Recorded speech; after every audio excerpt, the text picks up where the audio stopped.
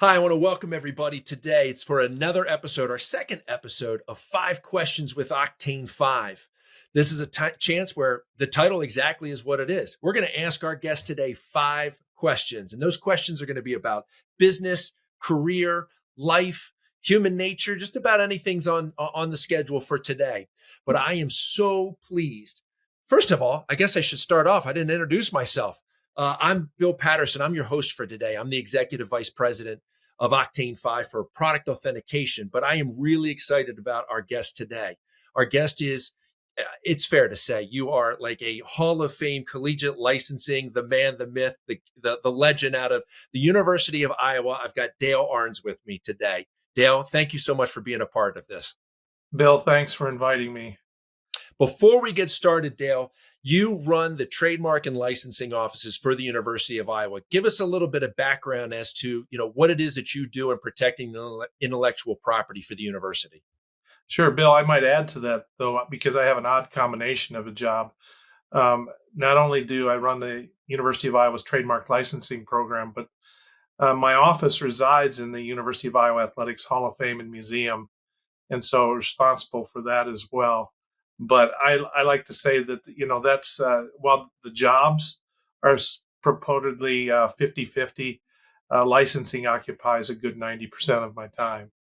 So, Yeah, I was just saying, when I look at the signature at the end of your email, you've got trademark and licensing, you've got assistant athletic director, you got the Hall of Fame. It looks like you got a couple of hats that you're wearing. yeah, I think those are just a byproduct of being old. Of being there for a while. They just keep throwing Yeah, more yeah, tools at you. yes, absolutely. So, Well, great. I said, Dale, let's go ahead and get started. And we're going to do 5 questions with Dale Arens. So, Dale, tell me, why is collegiate license important? Why is it important to the fan, to the student, to the university?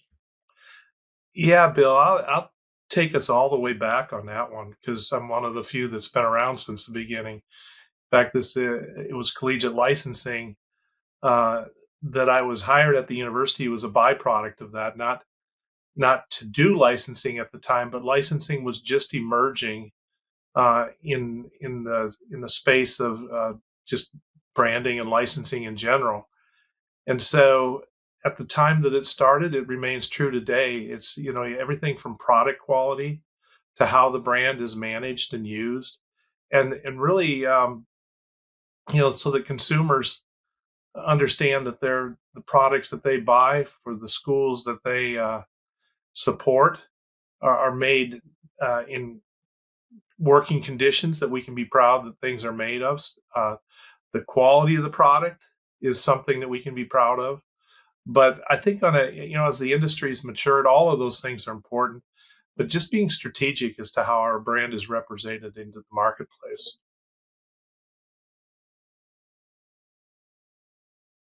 All right, next question here, Dale. How has collegiate licensing changed in the past 10 years? Gosh, let's start with the last 3 years. Yeah. you know, so I'll soon be marking my 40th year in this industry.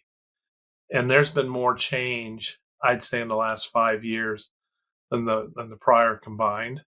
It just seems like the pace of change is really something now. Of course, a lot of what's happening in college athletics, which is a major driving force to licensed product sales, has a lot to do with that. But there's other things. When you and I first met, it was That was dealing. almost 20 years ago, by the way. Has it been that long? Yeah.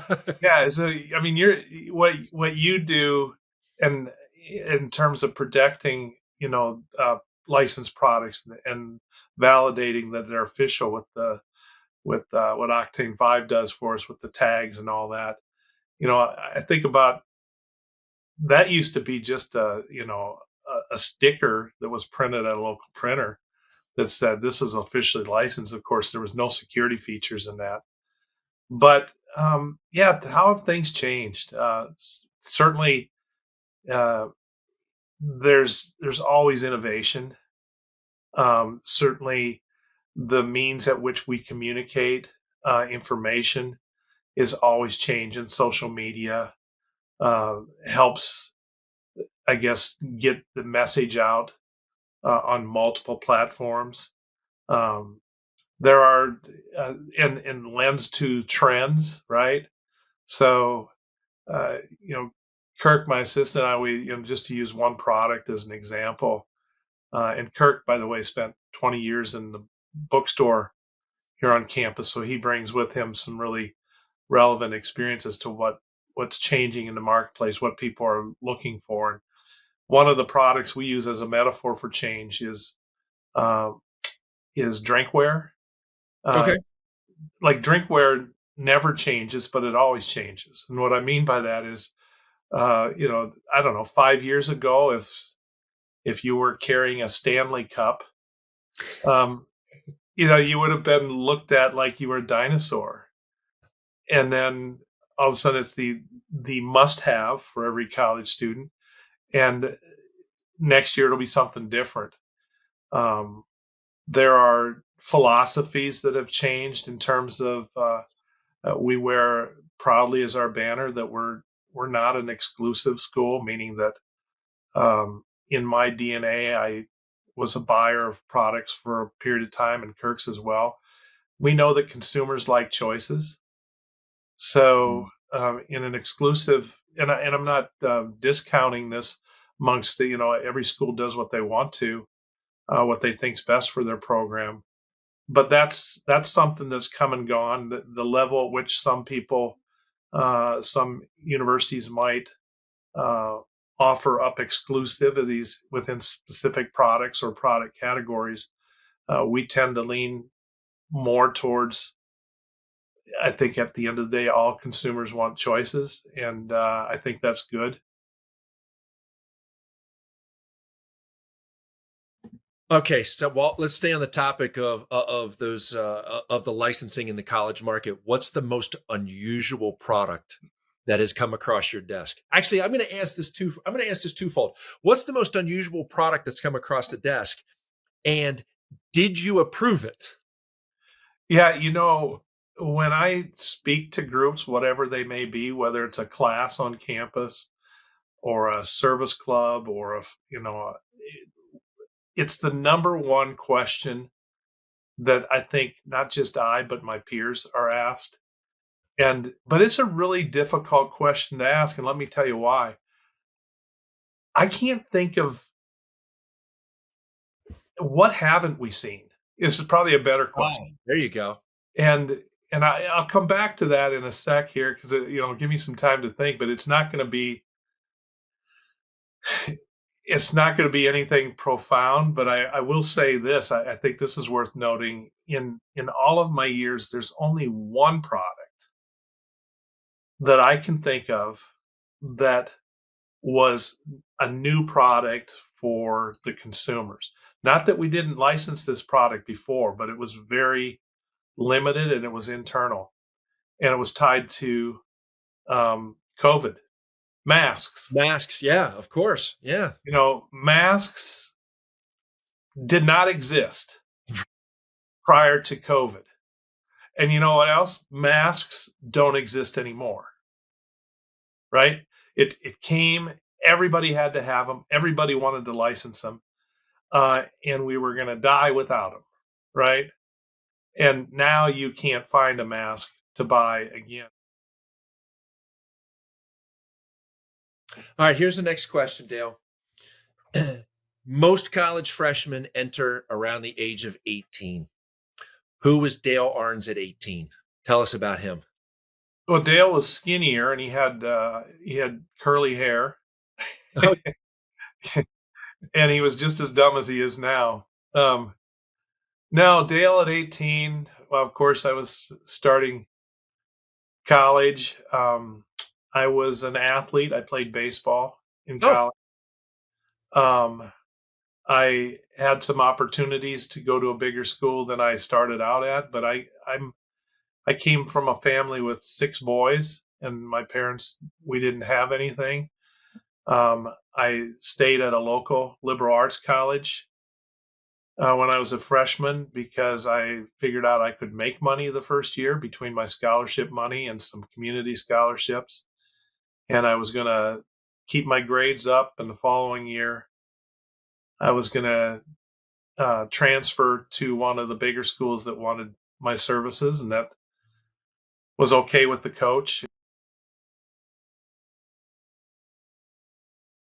Dale, I'm gonna ask this question. So, I mean, even in my college experience, and I see it, colleges, campuses are really well known for their arts. They have fantastic shows and comedians and musicians and all sorts of things.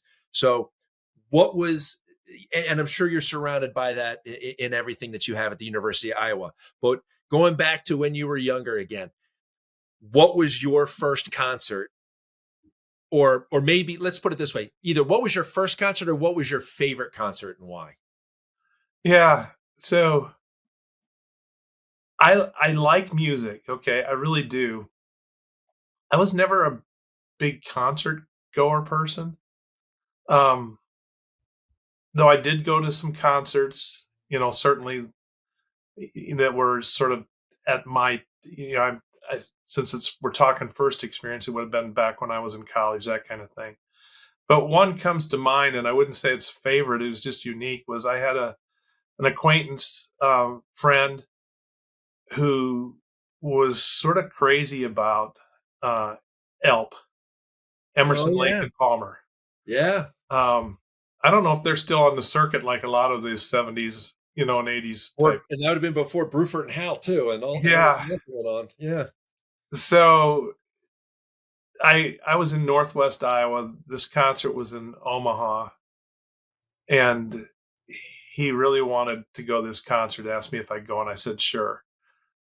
Sometime between my commitment and the actual concert was when I met this really hot, cute girl in that biology class that's now my wife. And I just wanted to spend time with her.